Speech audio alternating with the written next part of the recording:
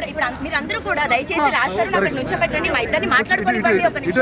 మరి 10 సంవత్సరాలు ఉన్న మనిషి ఒకసారిగా నన్ను మాట్లాడనివ్వకుండా చూడనివ్వకుండా చేస్తున్నారు. నేను ఎలా బతుకున్నాను? ఎవరు చూడనివ్వకుండా చేస్తున్నారు? అందరూ అండి. మరి తను సపోర్ట్ చేసే వాళ్ళు అందరూ అవ్వచ్చు, ఎవరైనా అవ్వచ్చు.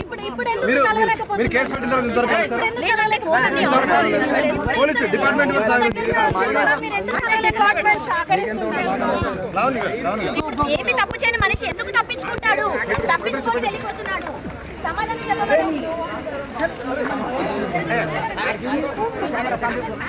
వెళ్ళనివ్వండి, వెళ్ళనివ్వండి, వెళ్ళనివ్వండి. మీకు పెళ్ళైంది కదా, మీ భర్త మిమ్మల్ని వదిలేస్తే ఏంటి? నా భర్త నన్ను వదిలేశాడు.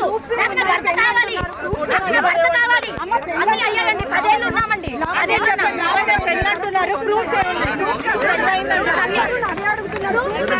ఉన్నాడండి నాతో. 10 ఏళ్ళు ఉన్నాడు. మీకు తాళి కట్టడం వీడియో గానీ ఫోటో గానీ అట్లాంటివి ఏమైనా ఉన్నాయా చెప్పండి.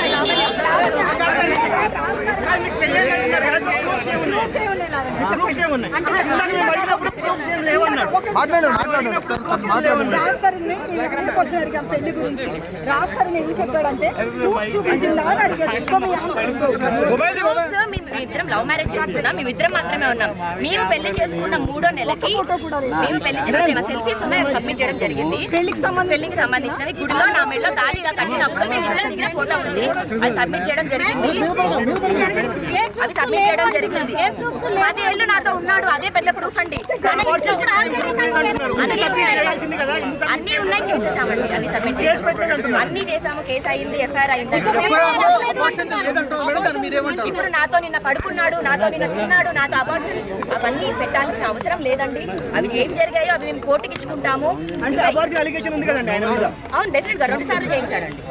పిల్లలు అప్పుడే వద్దు అని 2 సార్లు చేయించాడు.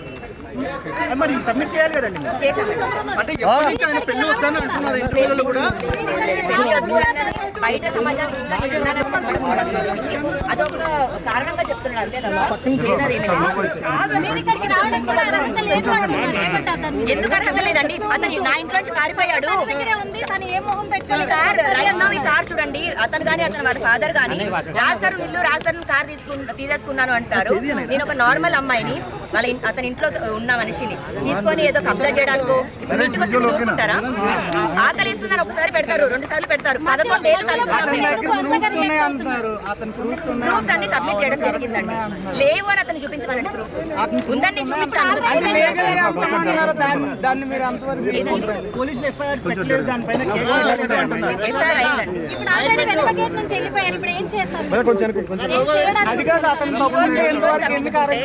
ఈ రోజు తప్పించుకుంటే రేపు దొరుకుతాడు కదండి. రేపు వెళ్తాను. అతను నాకు సమాధానం చెప్పనంత వరకు నేను వదలను. చేయాల్సిందంతా చేసి వదిలించుకోవాల్సిందంతా వదిలించుకొని నేను లీగల్ గా చూసుకుంటాను. మా లాయర్ మాట్లాడతాడు అంటే కరెక్ట్ కాదు.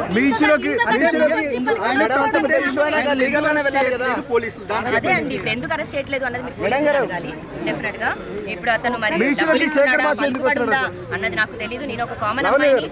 నేను బయటకు వచ్చి న్యాయం కోసం పోరాడింది. మీడియా హెల్ప్ తీసుకుంది.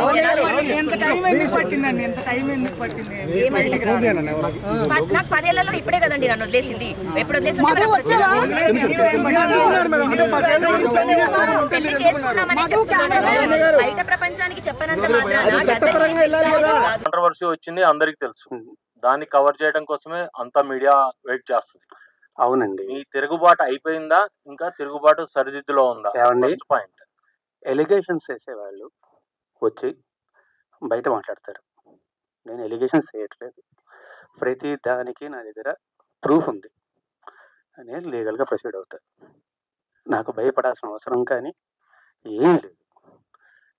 ఖచ్చితంగా నేను లీగల్గా ప్రొసీడ్ అవుతున్నా కూడా. ఆల్రెడీ నా దగ్గర ప్రతి ప్రూఫ్ ఉంది. ఇప్పుడు వాళ్ళు చేసిన అందరి మీడియా ముందు చేసిన ఎలిగేషన్కి దేనికన్నా సరే మీరు ఇన్ని రోజులు మాట్లాడే మాటలు విన్నారు, కానీ ఏ రోజన్నా ఒక ప్రూఫ్ అడిగారా? ఆ ప్రూఫ్లు వాళ్ళు చూపించాల్సింది చూపిస్తున్నారు. ప్రూఫ్లు వాళ్ళు చూపించలేదంటే ప్రూఫ్లు వాళ్ళు మేము కోర్టులో చూపించుకుంటా ఉన్నారు. అంటే నేను మళ్ళీ చెప్తున్నా, దయచేసి I respect all you people. Please don't talk about the topic. Cinema గురించి మాట్లాడుకుందాం. లేదు, ఫస్ట్ ఇది అయిపోయాక సినిమా గురించి మాట్లాడదాం. సినిమానే, ఏం ప్రాబ్లం లేదు. అంటే మెయిన్ ఎలిగేషన్ ఏంటంటే మీరు లివింగ్ టుగెదర్ అనేదే మెయిన్ ఎలిగేషన్. నేను ఫస్ట్ డే ఆవిడ వచ్చి మాట్లాడిన రోజు ఫస్ట్ డే వచ్చి మీడియా అందరితోనే మాట్లాడాను నేను. నేను ఆ రోజు చెప్పిన దాంట్లో ఏ అబద్ధము లేదు. ఇప్పుడు కూడా ఏ అబద్ధము చెప్పట్లేదు. అబద్ధం చెప్పాల్సిన అవసరం కూడా నాకు లేదు. ఆ రోజే వచ్చి ఇప్పుడు నేను ఆ రోజు ఆవిడ బయటకొచ్చి మాట్లాడిన దగ్గర నుంచి ఈ రోజు దాకా నేను బయటికి రాలేదు, మాట్లాడలేదు అంటే మీరు అడగొచ్చు.